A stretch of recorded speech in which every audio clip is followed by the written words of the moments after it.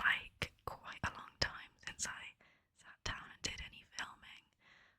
It ended up being a lot busier a month than I thought, like with work and other stuff. And I don't know about where you are, but everyone seems to be sick at the moment, so had a little bit of time where I sounded like an 80-year-old, and I thought that's probably not the best time to try and record a video. But anyway, here we are, and today I'm going to be doing a book tag for you. I thought this would be a nice way to get to know me a little bit better, seeing as this is still quite a new channel, but still focusing very much on the book side of things. So I've chosen a book tag which ASMR Fleur created. So a big shout out to her and a big thank you for creating this. And secondly, also to Hayley Jean ASMR, because obviously I haven't been tagged in this, but when she did her version, she basically tagged anyone with a Blue Yeti mic who reads books, so I am piggybacking off of that. So they are amazing ASMR artists. I feel like if you're watching this, I'm sure you will have seen their content, but definitely go and check them out if you haven't. I think they're two of the best creators online, and they do a lot of book content as well, so thanks to those guys. I also just want to say in advance, sorry if there's like a bit more background noise than normal. I am filming this a little bit earlier in the evening than I would normally, and I live like fairly close to some big roads, so hopefully it's not going to be too distracting and there's not going to be too many cuts in the video. Of course, as I say that, someone just pulls up outside with some really loud music, so I think we're just gonna have to roll with it. Back to the book tag. I think there's like 20-25 questions, and kind of the reason that I chose this one in particular is I think they're a really good combination of different questions around kind of the ASMR side of reading, as well as like personal preferences and stuff like that. So yeah, I'm excited to get into it, so let's start. Question number one. When did you start reading, and what is your relationship to reading? So I started reading like from a really young age. I would say my parents, and in particular my mum, did a really good job of like introducing us to reading. I have a lot of memories of us like going to the kids' library up the road and like picking out books and being really excited by the whole process. Reading was always a really big part of like everyday life, like bedtime stories and just reading throughout the day and stuff. But I definitely have had, I think like most people, quite a few phases throughout my life where I've really fallen out of reading. I think when I was like 11 or 12, I didn't really read very much,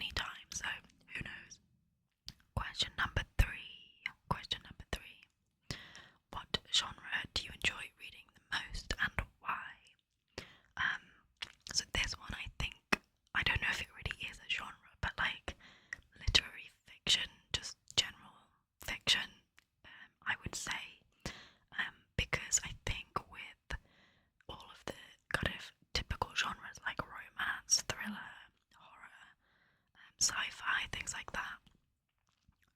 As much as I do enjoy dipping in and out of those genres, um, they are quite formulaic, I would say. Like with a romance book, you know that they're going to end up together. With the horror book, generally you know that they're going to beat the monster or the threat, whatever it is, and you know, at least one or two of them will come out of that.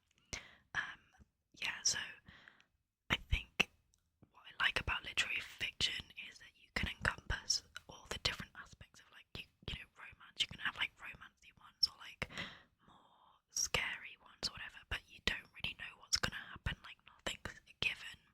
So I quite like the element of surprise with books like that.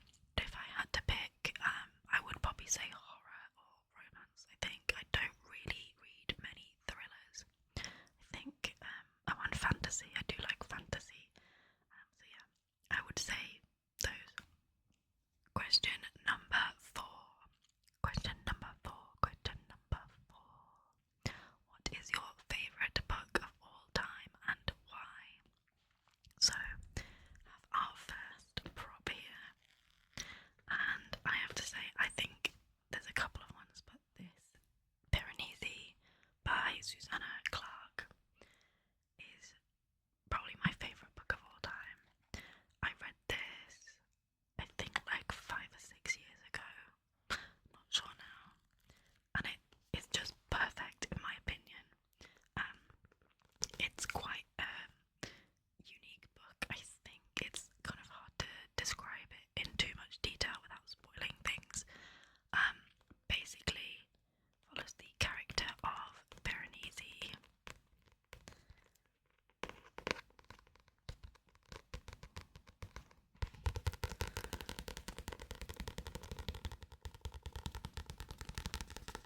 who lives in this like weird world, which is basically just a big house, but like an old ruin of a house with loads of old statues and artwork and great halls. And it's kind of crumbling, and it's basically just him living there. And then this other person who he kind of comes across from time to time, and it's basically about him kind of discovering what this place is, because he doesn't really have many memories. So he's like trying to figure things out and just survive, like get by living there in this kind of slightly inhospitable and kind of crazy world. And then strange things start to happen, and it all kind of unravels from there. I remember when I was reading this, I think I was on holiday, and I was on a beach, and I remember reading the first line and being like, what on earth is this?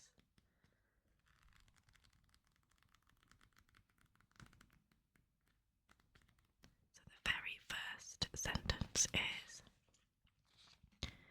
when the moon rose in the third northern hall, I went to the ninth vestibule to witness the joining of the three tides. And yeah, I was just like, what on earth? What is this? But it is so good. Her writing is fantastic. The descriptions of the environment that he lives in are just beautiful. The kind of twisting, turning of the events, like, you know, you've no idea what's happening. And then also, I really love books that are kind of a little bit about like trying to survive. So it goes into like how he has to like do certain things, like prepare for winter and like catch fish, and like what like clothes and stuff he has to kind of create for himself, and like the fishing nets, just everything. Like, just love this book so much. I would highly recommend this. I think it's been really highly acclaimed as well, so I don't think it's just me. Yeah, love. The next question number five. What is the worst book you have ever read? So this, I think, is between two books. The first one is Moby Dick by Herman Melville. This was so boring. I didn't finish this actually. I got to the part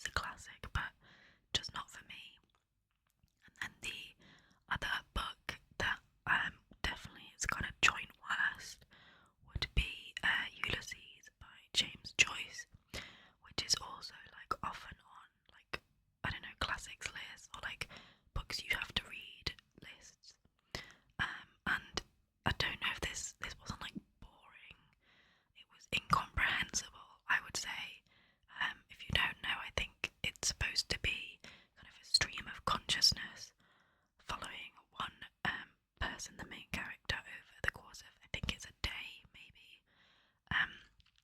But I just didn't have a clue what was going on.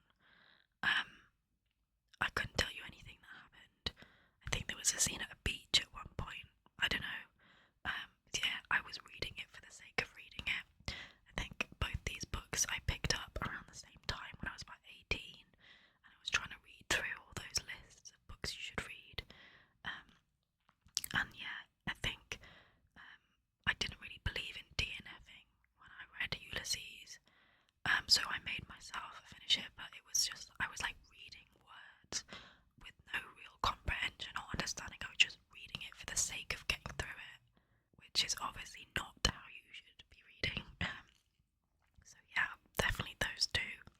I don't know that probably lots of people love those books, but yeah, not for me. And I would also say that probably there have been other really bad books, you know, like really trashy, crappy books. But I think the reason that I've picked those two is because they are so famous and, you know, classics.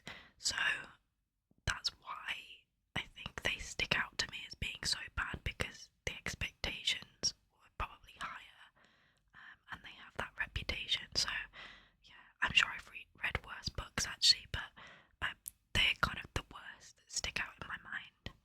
The next question number six, is what is your favourite book trigger? So may as well pick this one up. I really like all kinds of book triggers. Tapping, page turning.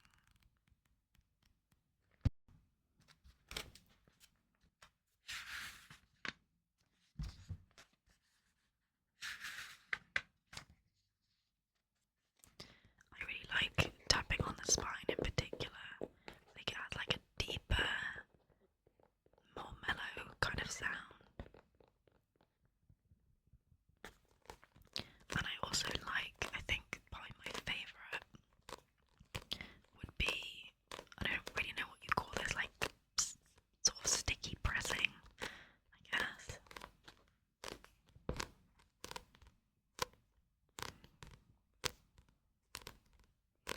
And then the other one that I can't do with this book, but I love like a good spine crack on like a new hardcover book probably. So yeah, I would say like spine cracking and the sticky pressing. I think the only trigger I don't love is the tracing.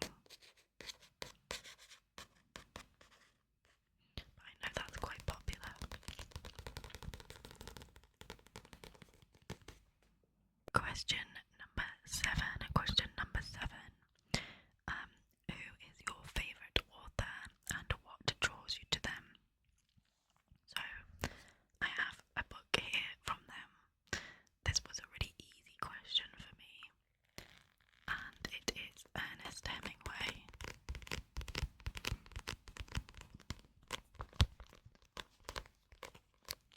So this is Fiesta, The Sun Also Rises.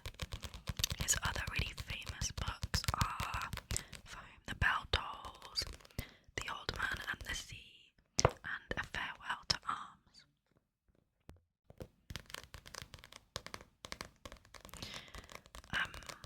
What draws me to his writing? I think just the way that he crafts like scenes and the way that he writes. Basically, he writes quite like, there's quite a brevity in his writing. He's not someone that uses loads of like flowery language and descriptive words. He keeps it quite basic in a way, but still has a really fantastic way of evoking the senses and where you are. Like, I felt so connected with the characters, which I think is an amazing achievement when he is quite like a sparse writer, compared to other people. So I guess I just love his writing style. I also love the way that he writes dialogue.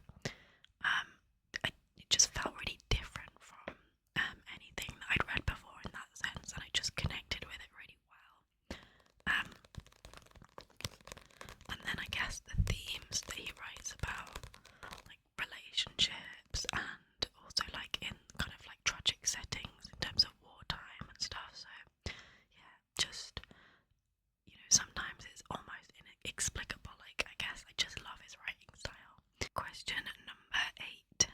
8, 8, 8, 8, 8, 8, 8. What book has had the biggest impact on your life? Um, this is a hard question actually, because as much as I love reading, I wouldn't say like many books have a really profound impact on me. Like, I love them. I love escaping into the world and like seeing different people's perspectives and, you know, kind of having adventures that you want to have and learning things and everything. But yeah, in terms of impact, it's hard to say. I feel like the honest answer is probably Harry Potter, the Harry Potter series, and that's because I read this when kind of close to when it first came out. Like, it wasn't that popular still, or like it was just getting quite popular. And I was like, I think 11 at the time, maybe 12. And I was really in a massive reading slump. I never read anything, and my mum kept trying to get me to read stuff. I think there was like the Silver Sword and the Philippa Pullman books, and I just wasn't interested in it. And then I really remember us going through W.H. Smith's, the stationery bookshop in the UK, and there was this little stand that had like Harry Potter, and my mum was like, oh, someone that I work with, kids love this, and yeah, we picked it up, and she kind of begged me to read it, basically. And then I remember, I think, literally did not put it down from the moment that I started reading it. And I remember like running into her room and being like, oh my god, this is happening, Snape's trying to steal the Philosopher's Stone. I was just so into it. It was fantastic. And yeah, I think in terms of impact, like, I don't know if I would have been a really big reader. I think maybe I have to say that another book would have come along and sparked my interest, but who knows, like maybe without that I wouldn't be such a lover of books. So I think I have to say Harry Potter, because they are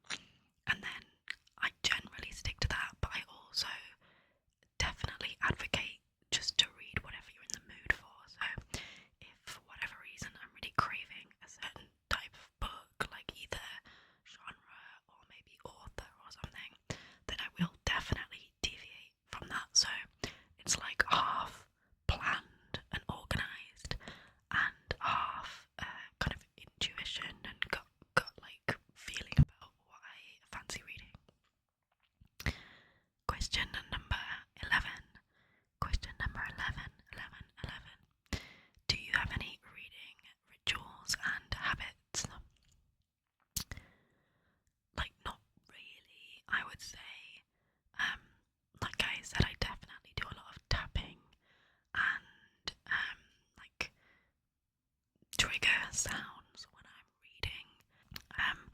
And then I guess like the time of day that I read is kind of like a ritual. Like a lot of the time I will read before going to bed, and quite often as well I'll read when I get up in the morning. Kind of set my alarm a bit earlier and have like half an hour or so of reading in bed, which sounds kind of horrible because who wants to get up earlier than they have to? But it's also, I discovered, like a really nice introduction to the day and makes me want to get up and start reading. So yeah, I think that's it really. Nothing too crazy with that one.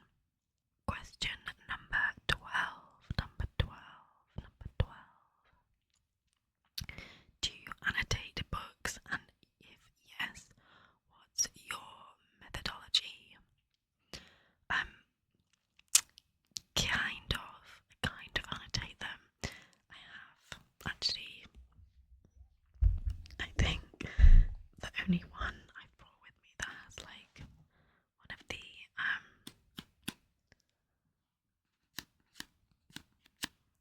what do you call them? Book, a tab, I think. So I have like a little stack of those. But it's like super haphazard. Like as you can see, this book has one right at the beginning, and then no others. It tends to be like if I can be bothered, to be honest. If I'm like really into a book and I don't have my tab things with me, then I might not bother. I also don't have any real kind of system, like colours don't mean anything. It tends to just be if a quote really stands out to me, I'll mark it with a tab, but it doesn't have to be the same colour. And they're not like grouped into specific categories or anything like that, so I don't do any like real hardcore annotations, that's for sure. Question number 13. Question number 13. What's a quote from a book you still think about all the time? This one I really had to think about, but I have actually got two quotes to share with you. So the first one, it's from Pride and Prejudice, by Jane Austen, and I wouldn't say like I think about this all the time, but it is something that's kind of stuck with me a little bit, and something that I think is just generally like a good piece of like philosophy and almost like a life motto or advice. So it comes quite late in the book, and I am just about to spoil it by giving a bit of context, but I feel like everyone surely knows Pride and Prejudice, and if you don't, then I'm not sorry. Sorry, not sorry.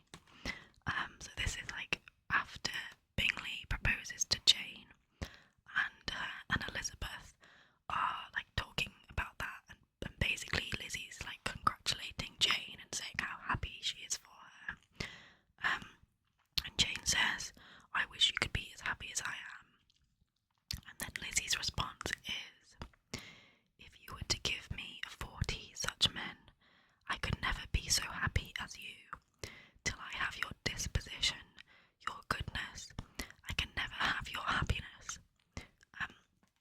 Which I just think is really, really true, in the sense of if your disposition, or if you're disposed to see like negativity and dwell on like the bad things and maybe be a bit of a bad person at times, you are like, by focusing on all that negative energy, you're not going to be as happy as if you try and see the positives and try and be a good person. So I think that's like a really great bit of sage advice to try and live in a positive way. And I guess it's like what you put out there, the energy that you put out there, you will get back. So sometimes it's hard to follow, but I really like that. And then the second quote is from a completely different book.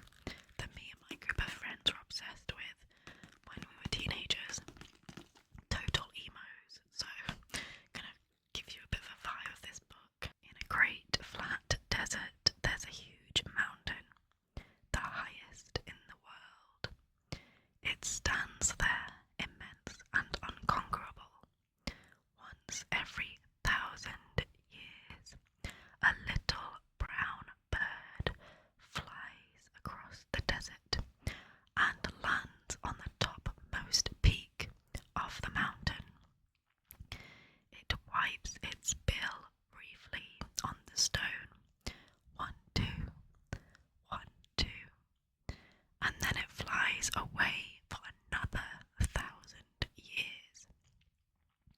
When the bird has ground the mountain down, as flat as the desert all around with its bill, then 1 second of eternity will have passed by. So I just think that is a really beautiful, poetic way of trying to get our tiny human brains around the concept of eternity. That quote is something that I did used to at least think about a lot, and I think it was the one quote that like really stands out to me as being something that's stuck with me a lot. And I used to like tell it to people, and I don't know why. They're probably like, "Why are you telling me this?" And actually, I did tell one of my ex-boyfriends, and I think his response was like, "Oh well, that's not scientifically accurate because you can't really measure eternity. That's the whole point of it." So yes, I know it's not scientific really, but I think it's beautiful. So yeah. Question number 14. 14 is, what is the last book you read that you couldn't put down? One that stood out to me for this was For the Fans by Nyla Kay, which I read last year, and I distinctly remember like on a work night being up till like 3 in the morning or something because I couldn't put it down. I think the most extreme version of this as well was Misery by Stephen King, and I was coming back from holiday on the train back from the airport, and I was reading it, and I had to get off the train, and instead of like going back to my house, I sat on the train platform, literally just got off the train with the book still in my hand, sat on the platform on a chair, and read until I finished, which is total crazy person kind of behaviour. Yeah, I could not put it down. That book was so good, and yeah, even like walking the 10 minutes, 5-10 minutes to my flat was too much. I didn't want to stop. Question number 15. What's a book you've read recently that has surprised you? This is kind of a hard one as well because I would say I don't read that many thrillery kind of books that often are the ones that have twists that maybe surprise you or give the most surprises. So I've picked 3 out. Like, I am so bad at sticking to one answer on these, but I've got 3 different ones. The first one is The Old Man and the Sea by Ernest Hemingway, and I reread this in December last year, and the reason this is a surprise was because when I very first read it when I was a lot younger, I didn't love it that much, and then when I read it this year, or last year, I was like, wow, this book is amazing. It's so good. So it was a surprise in the sense of like my attitude towards it. Another book, a different kind of surprise, was Dead Inside by Chandler Morrison, which I read in February, so my last reading wrap up. And this was a surprise because it was the most graphically disturbing, horrible book, and I just am surprised that some of the stuff in there ever got written down. And yeah, enough said about that, I think. And then the final one, a book that was so good and really sticks out to me as being quite like surprising and with a good twist, is The Last House on Needless Street by Katrina Ward, I think it is. And that was a book where I was like, okay, I think I know what's happening here, and that kind of was, but then there was a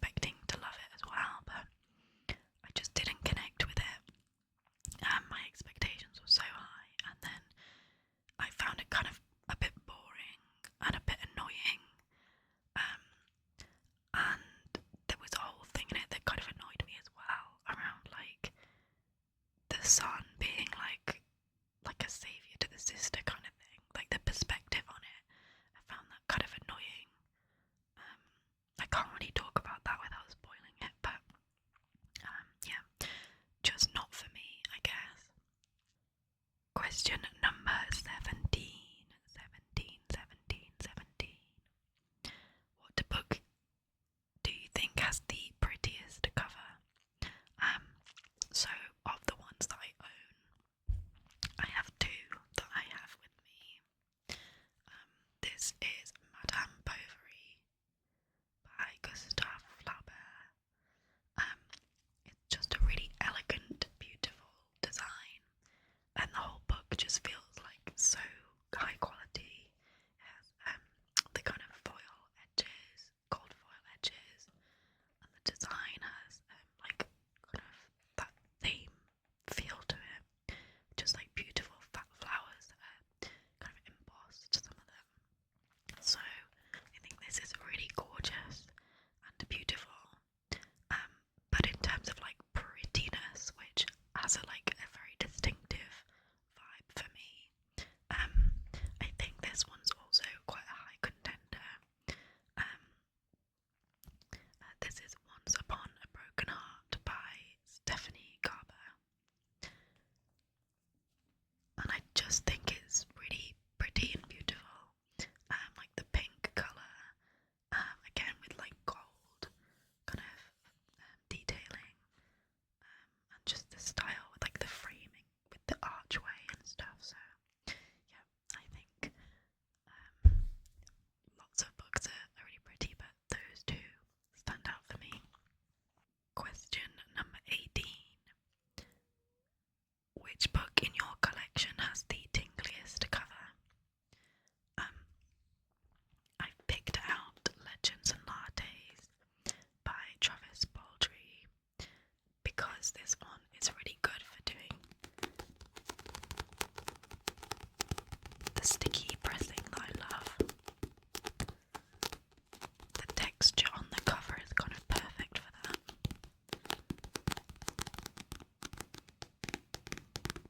But it also has embossed wording.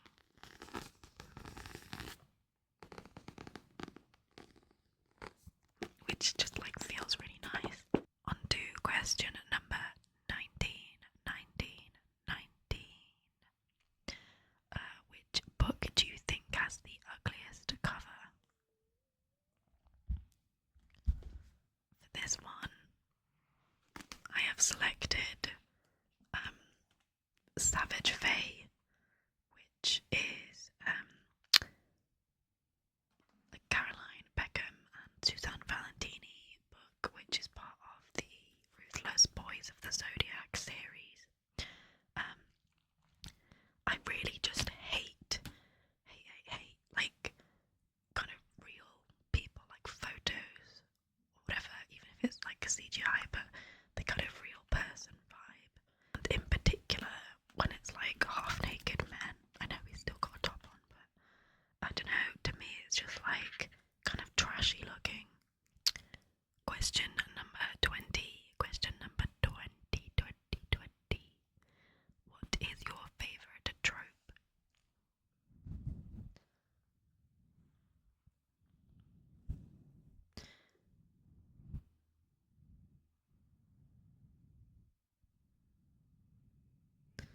So for some reason, when I think about tropes, I think more about romance.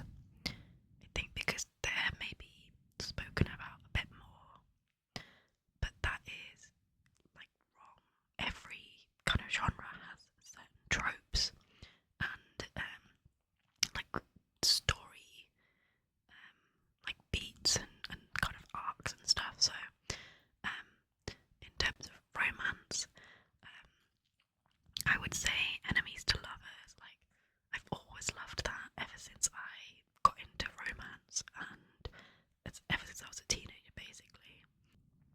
And then in terms of non-romance tropes, I like a good chosen one kind of vibe, which would be, I guess, fantasy or science fiction, maybe even horror.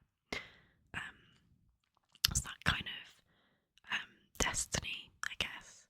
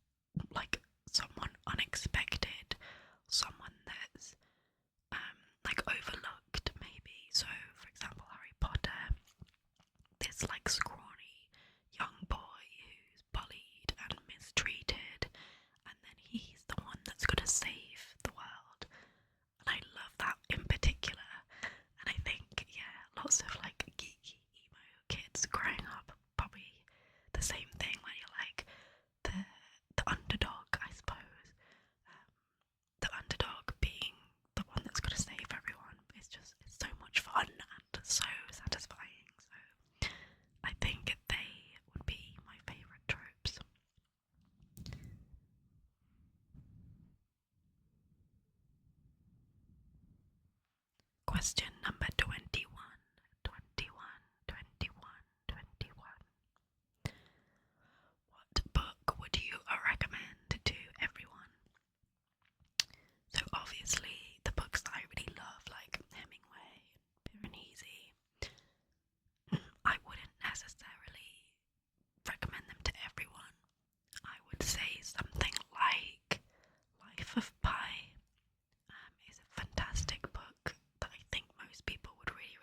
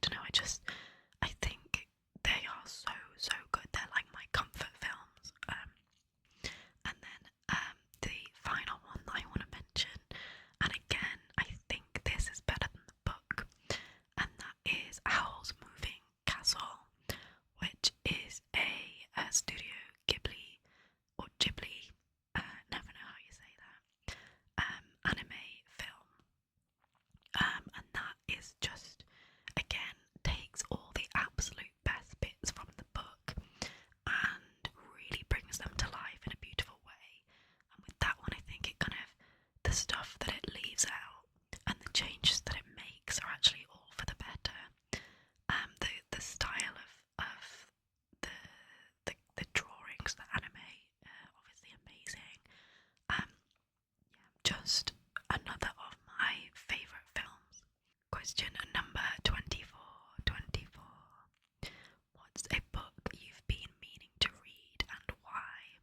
There is one book on my shelf which I have here. Is the absolutely ginormous War and Peace by Leo Tolstoy. The stupid thing about this is I did get like halfway through. If you can see where the spine like cracks are. And then for some reason I just stopped reading it. And it's so annoying because I put all that legwork in and it was like fairly good. Yeah, I think I got to about 700 pages. And it's like, why did I stop reading it? Because I do want to finish it, but now I have to kind of go back and reread that first bit because I've forgotten a lot of what happens.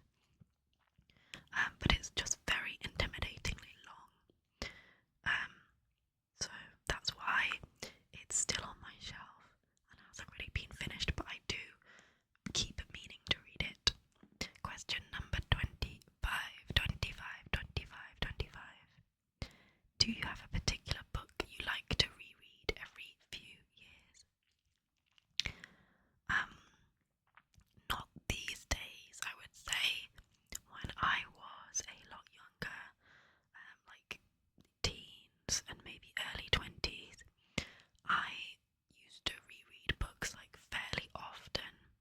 The classic one was Harry Potter. I went through a phase of every school holidays, like summer holidays, I would read the entire series again. So I've probably read Harry Potter books each about like 10 times, like 8 or 10 times, something like that, which is crazy. Yeah, I do love them though. And it kept me busy during the summer holidays, I guess. And then a few other books that I used to reread a lot. There was one called A Crack in Forever, which made me cry whenever I read it. So if I was feeling like, again, as a teenager, like an emotional teen, I wanted to have a really good cry over something, I would pick that book up and be like blubbering away. And yeah, a few other romance books, like some of the Jilly Cooper novels. I used to reread those a lot, so yeah, I just got out of the habit of rereading stuff as I got older. I think because for me there's just so much that I wanted to read. It feels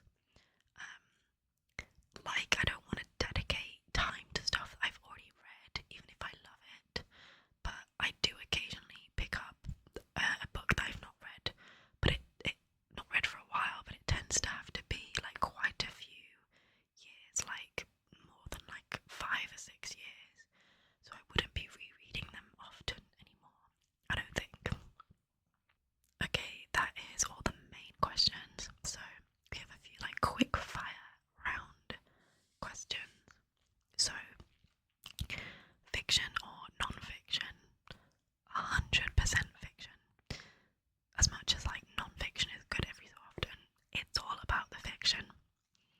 Hardcover or paperback? Paperback generally, although as I said I do like a good hardcover spine crack. Romance or thriller? I think romance. I really don't read that much thriller. Comedy or tragedy? That's a tough one. Maybe. It totally depends on my mood. Ideally both, like kind of dark comedy, like comedy mixed with tragedy. But maybe I think a book that's gonna stick with me and have more of an impact on me is gonna be tragedy, so let's go with that. Classics or contemporary? I think contemporary. That's generally what I read more of. A library or bookstore? Bookstore, because I do enjoy having physical copies that stick with me. But I have in the past gone through phases, particularly if I'm feeling a bit poor,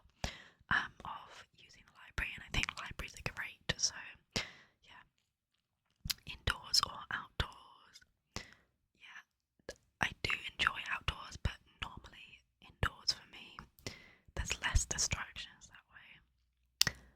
Sofa or bed? Probably bed, actually, given that I like to read like first thing and last thing. It's just a little bit more comfy. In silence